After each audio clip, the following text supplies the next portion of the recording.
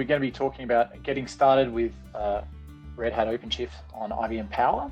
Now, this is the first in a series of presentations that many SMEs will be giving around on the Getting Started series, I believe. And it is really designed for getting started. So we'll be touching on things at a very high level, just showing you a little bit about OpenShift on Power, talking briefly about how OpenShift works and what benefits Power might bring.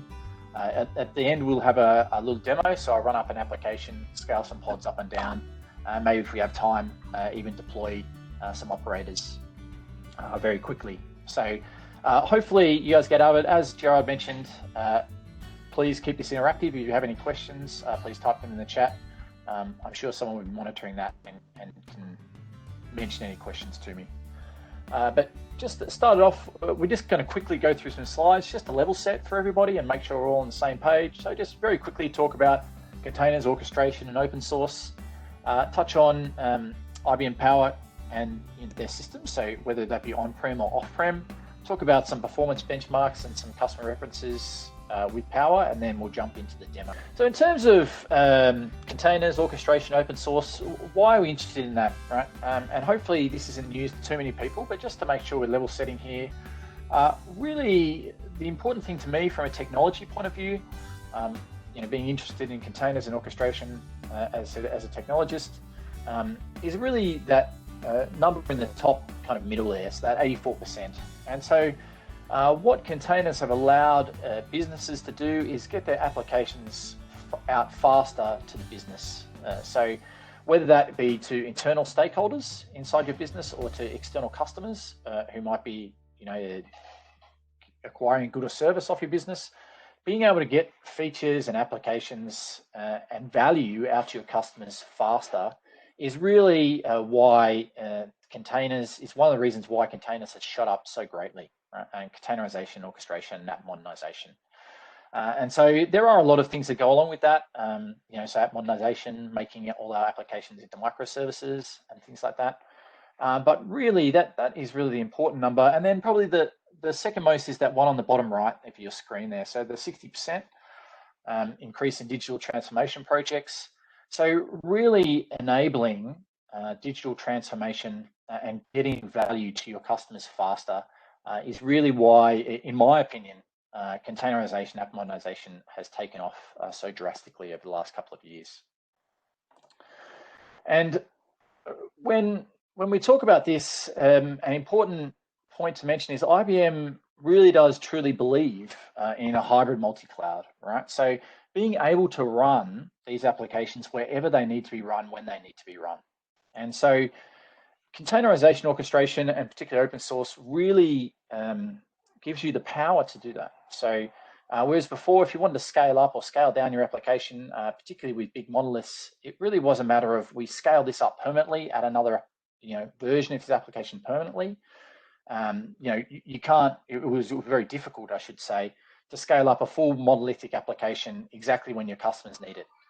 Whereas now with, talking about things like serverless architectures, people want to scale up and scale down their application, their resources exactly when they need them.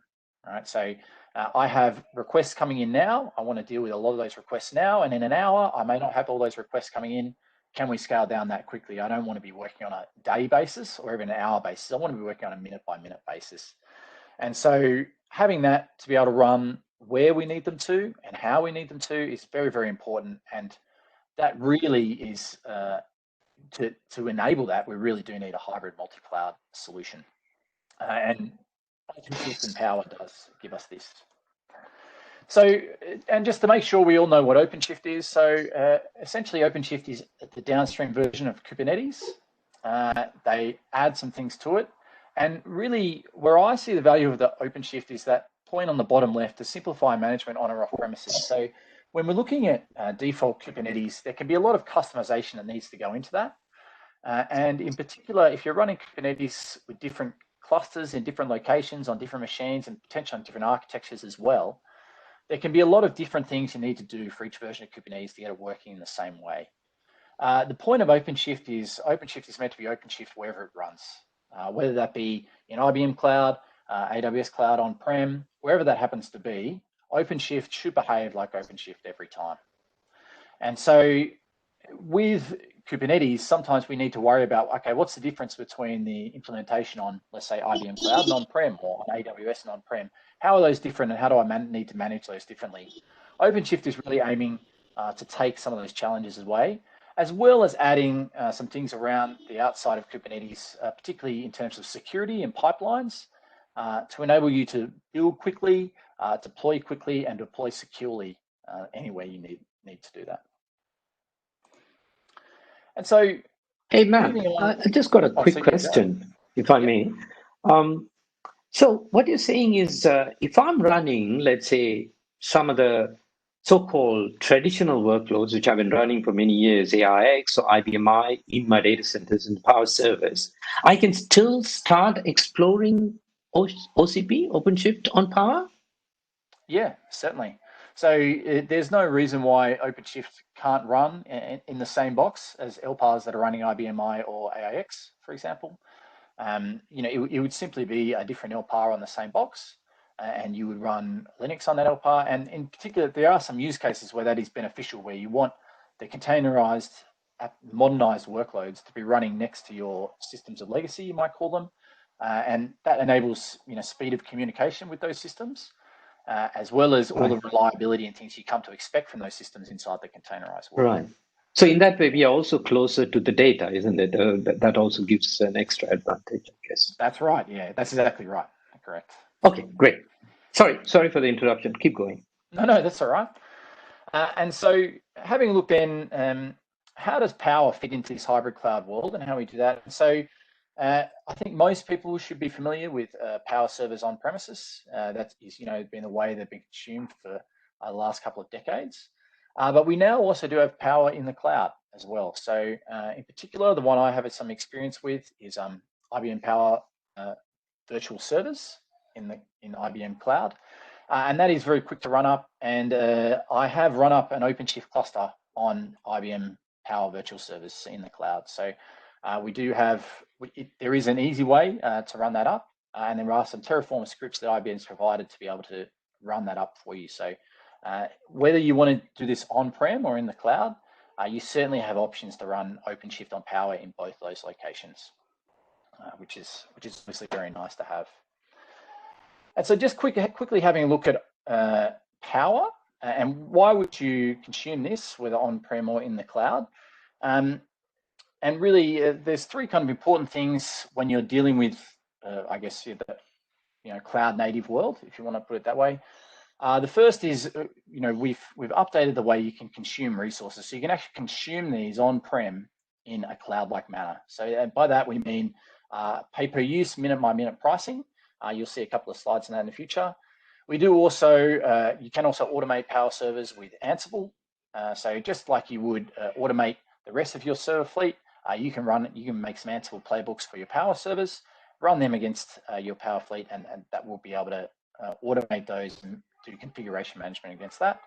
And then, of course, we're talking about OpenShift, so I don't think it should come as any surprise, but OpenShift and IBM Cloud Paks, which are based on OpenShift, run on Power servers. So OpenShift does run on x86, Power, as well as mainframe. So that is one of the benefits of OpenShift is if you use that, it will be consistent across those three platforms, and you can deploy applications where you need to deploy them. So where it's good to deploy them for that application, that workload. So just excuse me, just a drink of water.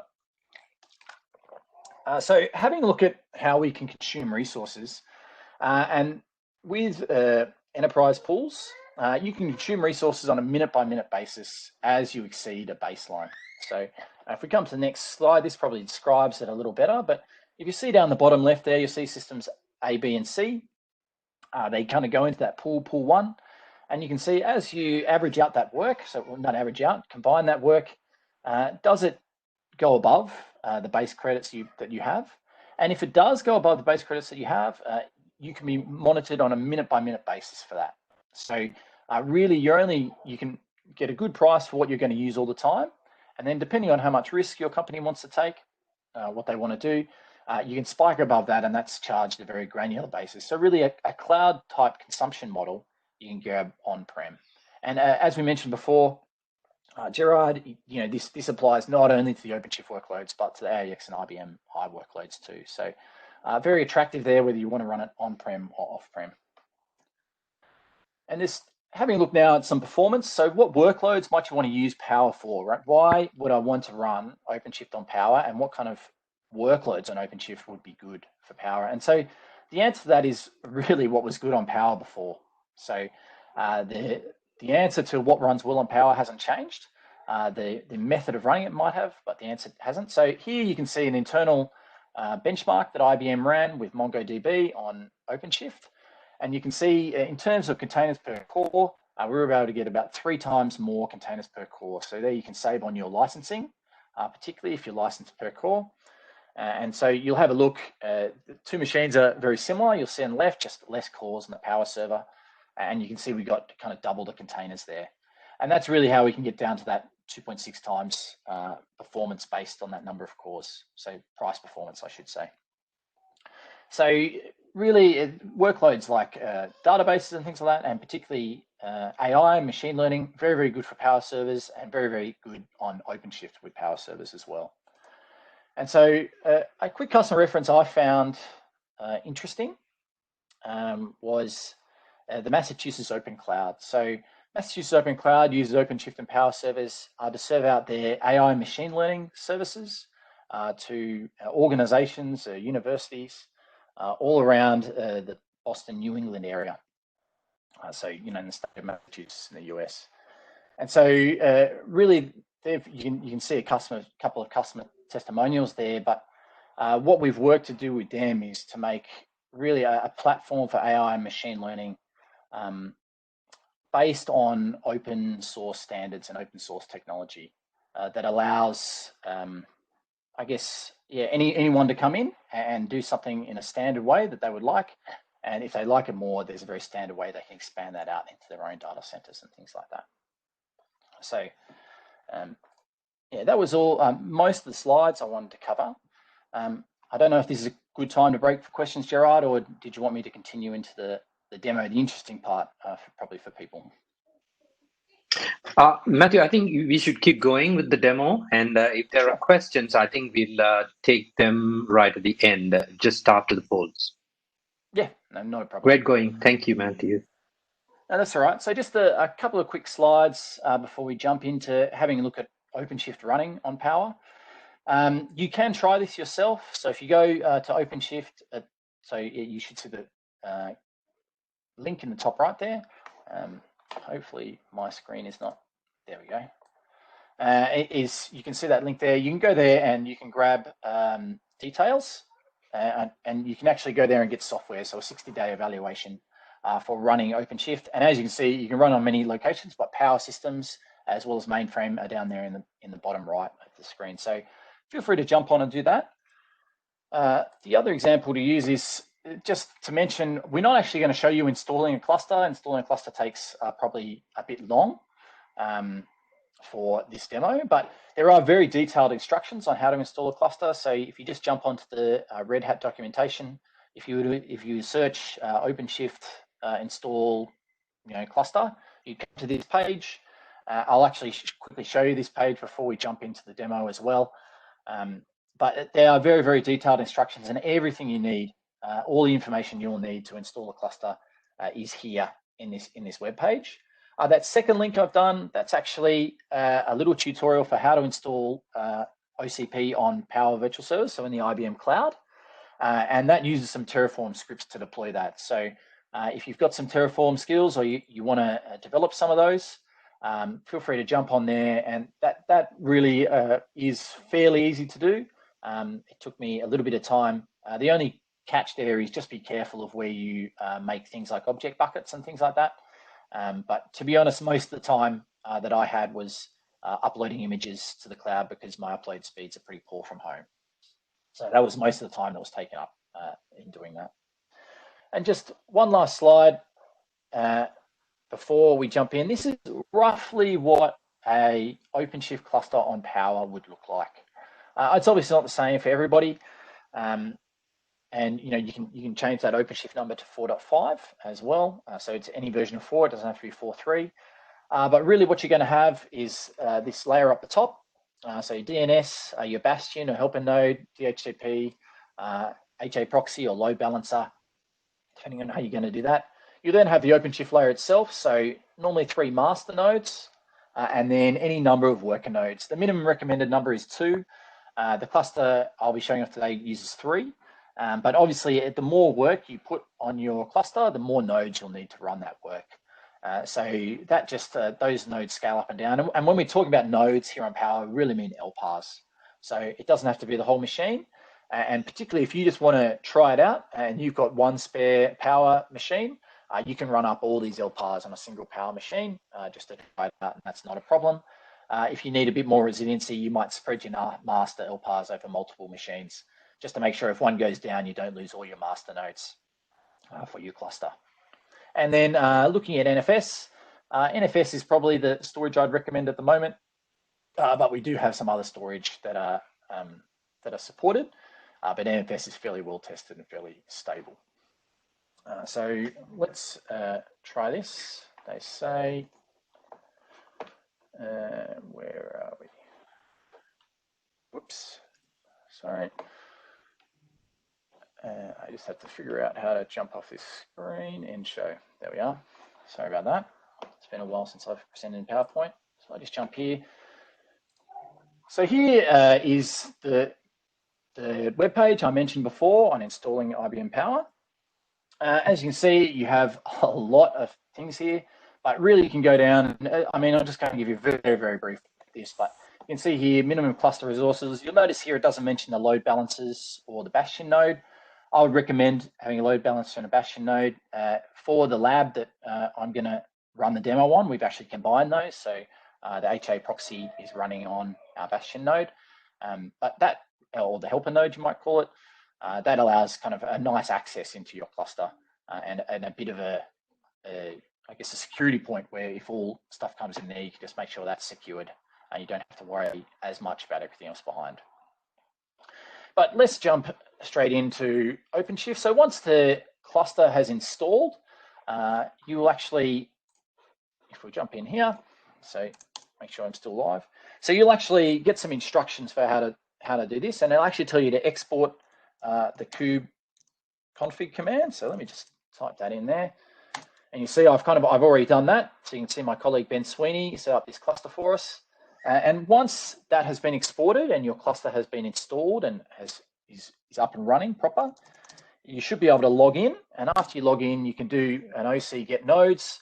If you're familiar with kubectl at all, you'll notice the commands are very, very similar, just with OC except kubectl. And there you'll see all our nodes running.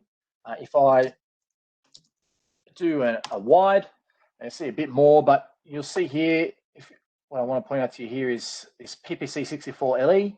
That's the code for Power. So if you are unaware, anything in the open source world that has PPC64LE, or sometimes it's EL at the end, depending on what distribution of Linux you're looking at, that means PowerPC effectively.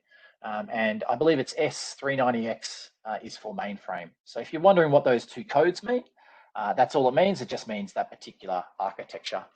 But once that's up and running, you can jump into the GUI, and here you'll see kubeadmin. That's the default username and user that OpenShift gives you. And then I've also added an HT password file with the user there. But the first thing I'm going to do is jump into kubeadmin. I've saved the password there. And you'll come into an overview screen here. So when it loads after a little while, so here you can see all of the cluster. You can see kind of the last hour of usage, what's been happening on CPU and memory and things like that across your nodes. You can see I've got 6 nodes in my system, that many pods, no storage classes or PVCs, just because this is a demo cluster we use to run. So a lot of stuff we use on ephemeral storage. And you can see here, we're waiting for an update, but I won't do that. That takes a long time. But the first thing we'll jump into is have a look at our nodes.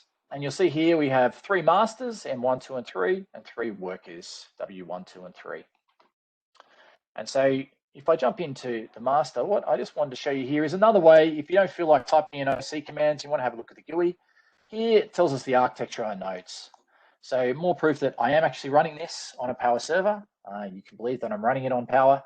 And everything you see here running on Power. Obviously, if you run this on mainframe or x86, you'll see a different value in that architecture field there. And next thing we'll do is we'll actually jump out of this and into the user that I created, and we'll just spin up an application. So we'll just change my saved password.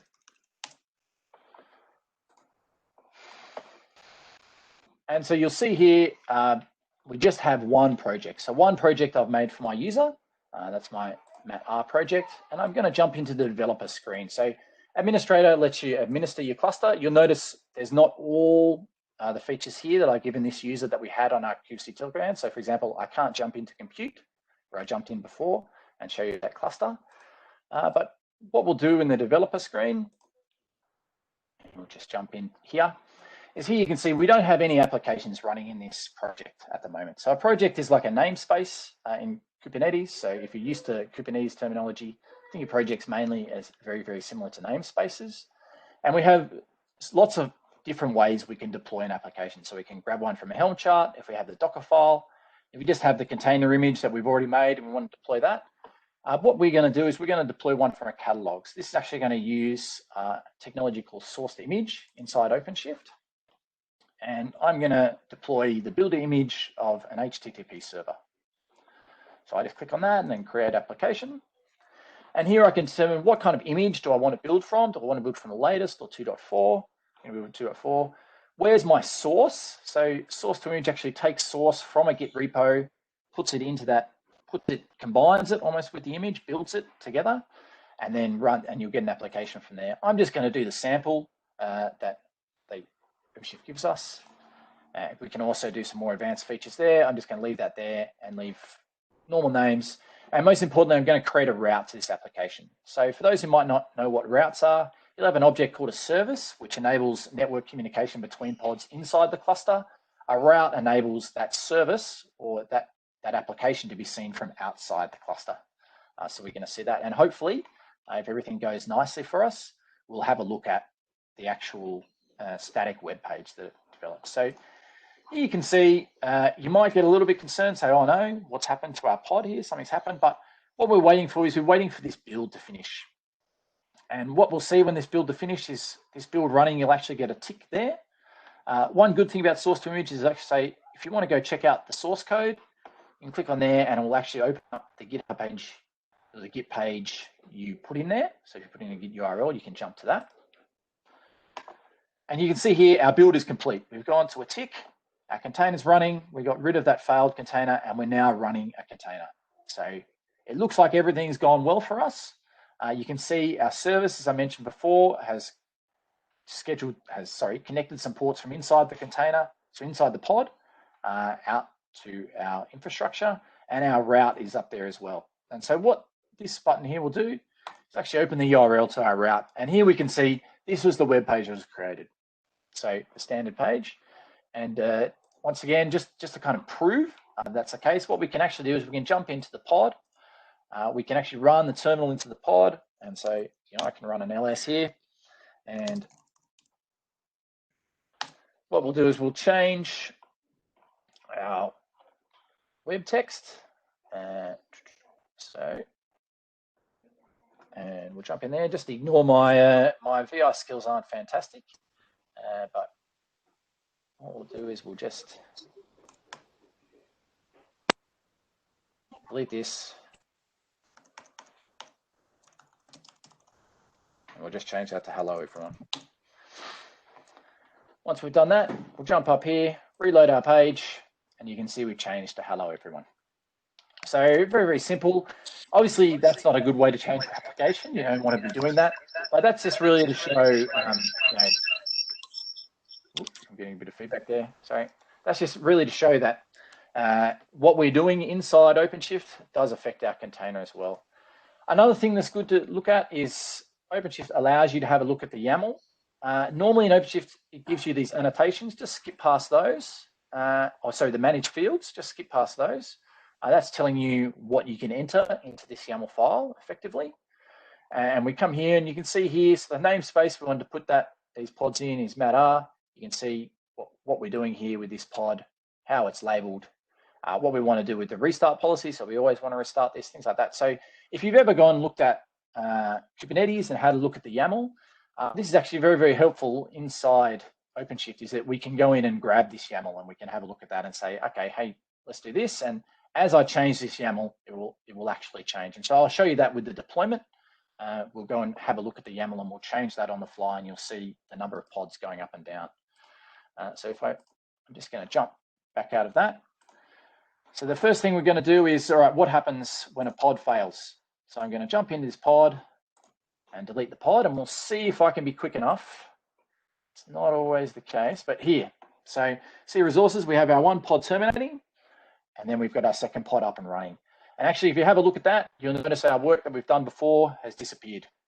Right, so that's because it's deployed it from the image. Right, so that's, if you want to make changes to your application, don't go into the terminal and make those changes. Make those changes at the image layer and get it to redeploy that image. The next is if we come in here, and what we're going to do is we're going to have a look at the deployment. So as I mentioned before, we can actually change this YAML, and it will change how we look at the application, how many copies of there, well, how the deployment looks, right? So how that application is deployed. And what we're going to do is we're going to change the number of copies. So if you find in here spec replicas, if you have a look at that in any deployment YAML, that's how many copies of the application we're going to have. So if I change that to 3 and click save, come back to my topology, and here you'll be able to see we now have 3 quicker that can start up. And so there are obviously tools to do that dynamically on the fly, but if you want to change that, one way to change that is the YAML. The other way to change that is we can come in here and we can simply click down and up here to decrease that. So if we change that to 2, you'll see it starts terminating 1 pod for us. And then if we go down to 1, it gets back to normal, it'll start terminating the other pod. And so hopefully this looks familiar to anyone who's used OpenShift before. And as I said at the start of the presentation, OpenShift should be OpenShift. So you should be able to do this on many different types of architectures. The features I'm showing you today aren't particularly power based, but this is one of the powers of OpenShift, is that it has a very good GUI, a UI. And if you've ever used Kubernetes, you'll know you're doing most of your work traditionally in YAML files, which can get a bit confusing sometimes. This is much, much easier to operate and much, much easier to use. So how are we going for time? We've got a little bit of time, so why don't I just go back to my admin user here. And what we'll look at is how to actually deploy an operator. So operators, if we have a look in projects, we can now see, because we're running as kube admin, we can now see all our projects. So these were all hidden when I was the MATR user. But operators, and you'll see many of them managed called operator. Operators are really there to do run-of-the-mill things in the cluster for you, and to operate them. Probably not the best word to use, but to operate them in an efficient and automated manner. So really, it's to get that kind of boring stuff that your users would do day to day and kind of automate that. So whether we're updating the code for that, running cluster logging, which I'll show you, which I'll quickly install now, or doing something else, that's really what operators are designed to do. And so if you can come into our operator here, you can see what operators are installed in my current project. So MATR, we can have a look to see what's installed in all our projects. And you see the node feature discovery operator has had a bit of trouble updating. But we can come into the operator hub and we can see some operators that we have here. And so more operators are being organized all the time. There are community editions of operators as well. But when we're trying to install the cluster logging operator, we're actually going to install 2 operators. One is going to be Elasticsearch operator, and the second is going to be the cluster logging operator. So if we jump in here, we'll click install. Actually, I'll show you the next time, but here you can see what update channel we're going to use. So we're going to use the preview. What version do we want to use here based on the version of OpenShift? We're going to install an all namespace in the cluster, or just a specific one. Do we want to automatically update or not? And it's going to tell us, okay, install in this namespace, and it already exists. So that namespace already exists. So we're going to click install, and you'll see our operator come up here. red pending, and it's installing. And you see there succeed. So very, very quick. If we come into Operator Hub again, you should see a tick now that we've installed that. If we install cluster logging, and here you can see what the operator actually will do for you. So these operators will give you basic install and upgrades. Some operators will actually give you everything that you see here. So in the full life cycle, straight right through to autopilot as well. But if we just tick this, once again, we're going to have a look here. The nice thing is it's going to actually create a namespace for us. So OpenShift.logging namespace, OpenShift-logging namespace, sorry, doesn't exist. It's going to create that namespace for us. We're going to install that. And here you can see it's actually changed our namespace or our project to OpenShift logging. And you can see cluster logging is installing in there. And so this web page here is actually the instructions for how to install this operator. And as I mentioned, this resource here, the documentation is very, very good. And the final step is we actually need to create a cluster logging instance and copy this YAML into that cluster logging instance. So we jump up here, we come down to administrations and custom resource definitions. Don't worry, the page tells you this. I'm just used to it. We click on cluster logging and instances. We're going to create a cluster logging instance. And what we're going to do is delete that YAML, paste in the YAML we copied. And we're actually going to, just for our case, I wouldn't recommend this for the normal case, but just for our case, we're going to delete that storage stanza. And what that's going to do is this going to put our storage in ephemeral storage. Logging, I'd probably recommend putting that on some kind of permanent storage. You can go back and take a look at the logs. But for this demo use case, that's all right. And then what we'll do to actually show what's happening here, we'll have a look at the pods. So you can always jump into workloads, pods, you can have a look at deployments. Just remember, it's only going to show you the pods or the deployment for the project you're working on. So you notice none of these pods here, not the one that's running or the ones that are waiting to start, are the pods we ran up before. But if we jump into my MADR project, you'll see here was the build pod that's completed, and here's that pod for the web page that was running. So just remember, if you don't see the pod that you're looking for, make sure you're always just in the correct project. And let me find the logging project again. And you see here, this is running up. So this often takes a little bit of time. We won't wait for all these containers to start. We'll have a bunch of these other containers to start, as well as the combiner container. So we won't have a look at this actually running, but because it can take kind of 10 minutes if it takes a while. But that's just a very, very quick introduction to your workloads, your applications, and potentially looking at operators and installing operators on Power and OpenShift. There's a bunch of other stuff, as you can see, that you can get done here. And you'll notice that I added an extra login and things like that. So, you know, if you come down into, user management and yeah. So yeah, you can add extra users in there, adding.